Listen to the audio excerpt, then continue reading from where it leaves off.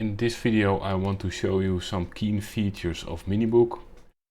Many of us that do contesting do know the contesting software November 1 Mic. And when you start a new QSO, you always start in the Callsign Entry box. And I've implemented some nice features concerning rig control. When you enter a frequency, for example, we're now at 14.204.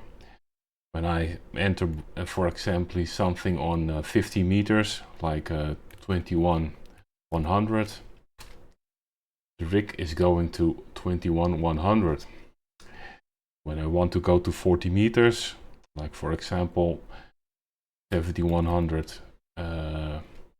kilohertz, go to 7,100 kilohertz. And I also want to change the mode. For example, I want to go to LSB. It goes to LSB.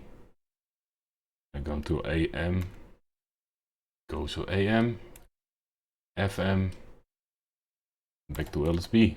You can also do CW, goes to CW.